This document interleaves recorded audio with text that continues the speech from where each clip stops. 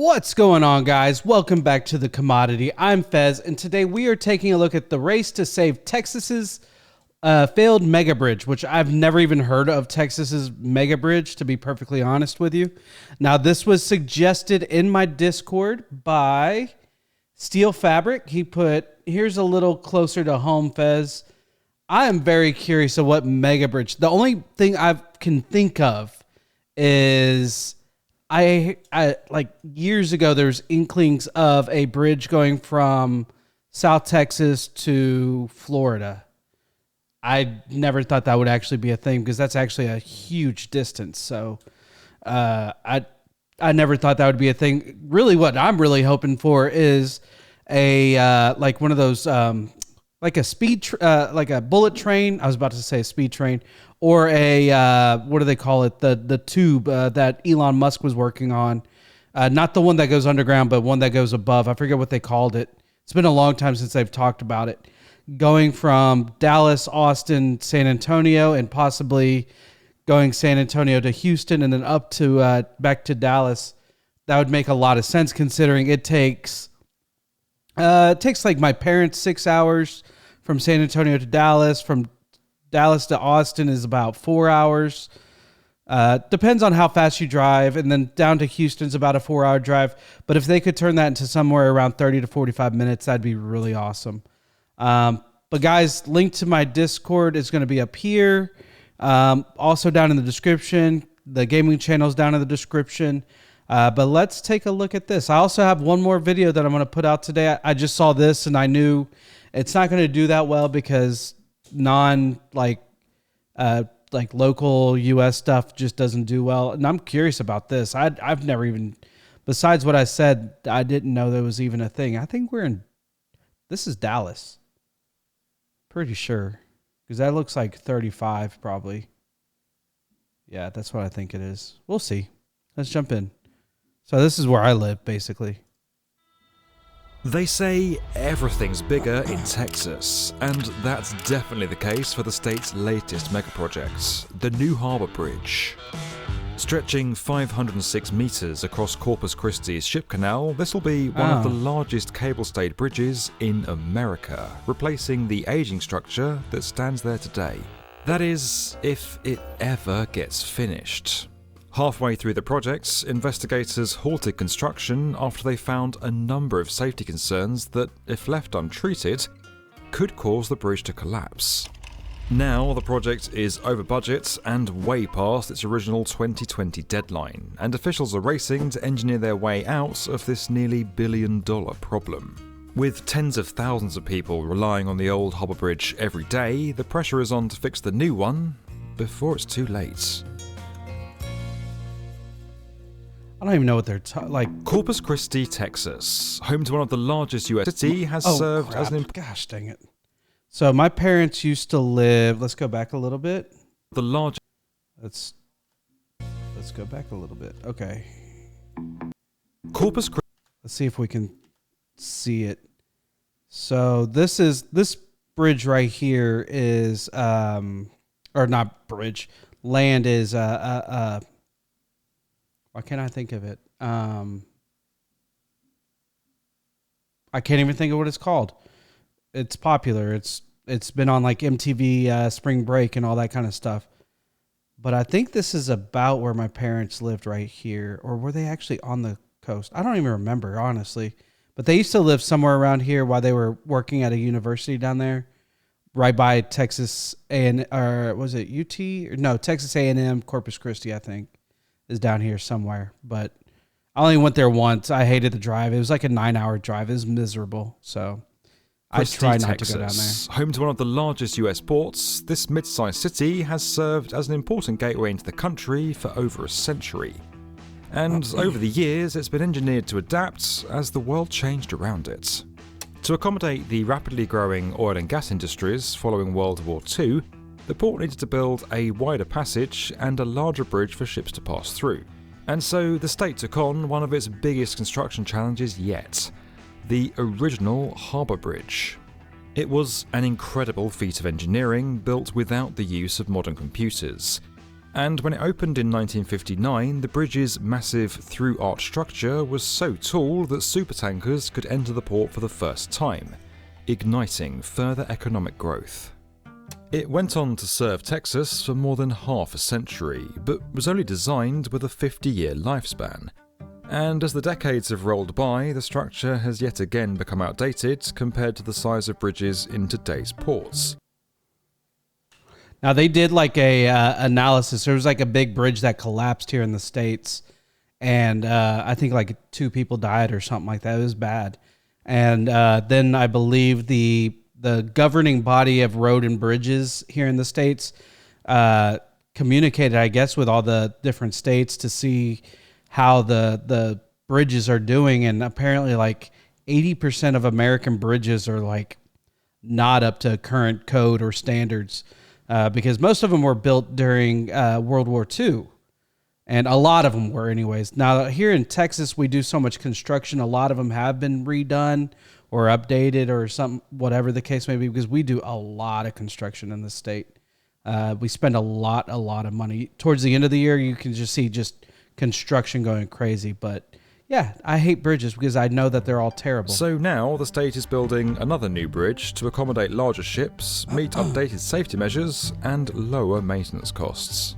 Not only will the old bridge be demolished, but over 10 kilometres of new bridge and roadways are also being designed and developed. The new design will be a cable-stayed bridge where the road deck is supported by cables connected directly to pylons or towers. Now, that's different from a suspension bridge, where the cables spread out across a suspender between the towers. On the new harbour bridge, cables will stretch from the towers to the road deck to carry 6 lanes of traffic and a shared bike and pedestrian path. The deck will sit an incredible 62 metres above the surface of the water, high enough to clear the massive new ships coming in. Construction started back in 2016 and was due to finish by 2020, but here we are in 2023 with a half-built structure. So what happened? Well, to be perfectly frank, a lot has gone wrong here. Firstly, work on the bridge has been suspended not once, but twice. Construction first paused in 2019 following the shocking collapse of a pedestrian bridge in Florida that resulted in several deaths and injuries. Oh, well, that's now, pedestrian. You might be wondering what a bridge all the way over in Florida has to do with this one in Texas. Well, the collapse over there was due to an error in its initial design by Fig Bridge Group, the same engineers then working on the new harbour bridge. Investigators looked into the Texas bridge designs and ultimately removed Fig from the project, replacing it with new firms. Construction then finally restarted in 2021. But not long after the bridge began taking shape, an independent study conducted by a third-party group found there were still 5 key safety concerns that could lead to a collapse. Construction on the main span was halted again in 2022, and the project's budget grew from around $800 million to nearly $1 billion. Now, the Harbour Bridge isn't alone in its problems. Developers everywhere are facing new levels of risk. Allstate and State Farm have stopped insuring properties in California, while some experts think commercial real estate is the next shoe to drop. That would send shockwaves through the economy, and the effects could trickle down to real estate investors. So the ultra-wealthy are changing their strategy, looking to other safe haven investments beyond real estate, including collectibles and art. Some of the B1M subscribers are employing a similar strategy with today's video sponsor Masterworks. It's a platform for investing in contemporary art from legends like Banksy and Picasso without having to be ultra rich. Masterworks has sold over 730. Here's what exactly went wrong and how it's being fixed. The first issue is with the foundation system. The north and south towers of the bridge sit on top of a giant concrete slab the size of 2 basketball courts. Underneath each of them is a series of 64-metre drilled shafts filled with concrete and steel to transfer the weight of the bridge above down onto solid ground. But the investigation found that under certain conditions like high winds, the shafts might not support the weight of the pylons and could sink into the ground. Dang. To address this, the team is extending the foundations and adding more drilled shafts below each tower, enabling them to hold more weight without sinking. The second issue has to do with the foundation Interesting. caps on each of the towers. These sit on top of a group of piles in order to equally distribute the weight to all the elements underneath. Think of it like a handful of straws when you grip them close together. The investigation found that the demand on the piles greatly exceeded their loading capacity, which ultimately could have led to the bridge's collapse. The fix here is to create more space underground so the piles don't bend and slip out of place above the concrete. The piles will be moved deeper underground, which will be supported by the newly drilled shafts from the first solution. The third problem has to do with the delta frame design, a critical element in a cable-stayed bridge. This part bears and transfers the weight of the structure onto the cables, a bit like a mast on a ship. Building code requires this project to use non-compressed steel throughout the delta frame in order to strengthen it. But the investigation found that the harbour bridge design didn't have the necessary reinforcement, putting the structure at risk of cracking. To strengthen the connections, engineers are roughening the concrete surfaces and adding rebar that crosses the interface. The fourth problem was something called uplift occurring at two of the piers. This means that instead of the weight transferring down into the cables near the towers, it was causing the structure to rise up. And with the bridge's current design, the bearings aren't capable of controlling this movement if uplift occurs. This could ultimately loosen the connections and cause other maintenance issues. So engineers have added rebar to the last two segments on both ends of the bridge. They also made modifications to some of these external bearings to prevent decompression. The fifth and final issue was caused by placement of the cranes during construction of the main span. The way the equipment was set up during construction exposed it to high winds, which could cause parts of the incomplete bridge deck to twist. Now, workers are adding counterweights to balance out any potential movement from the weather. Then, in April of 2023, yet another issue emerged when one of these cranes caught fire, injuring two workers as debris fell below. The cause of the flames is currently being investigated. We reached out to the companies involved, but they declined to comment. The work to fix the new harbour bridge is only just beginning to start, but as the original structure continues to age, it's important to get this one right and quickly. Construction projects like this are a high-wire act, and the race to fix the Texas Harbour Bridge is a powerful reminder of the trust we put in this industry. Infrastructure has the power to shape millions of people's lives for the better, but only if it's built right. This video was sponsored by Masterworks. You can skip their waitlist at the link below. Don't forget. Well, at least they got rid of the company that was doing the terrible work, because just what we really need is a huge catastrophic failure on a bridge. You know, so, I mean, that's the way, I mean, at least they got rid of them. Hopefully this caused them to go bankrupt or to reassess the way that they're running or their licensing to, you know, build things. I'm sure there's a license that you're required to have to be able to take on jobs like this. That's really, really crazy.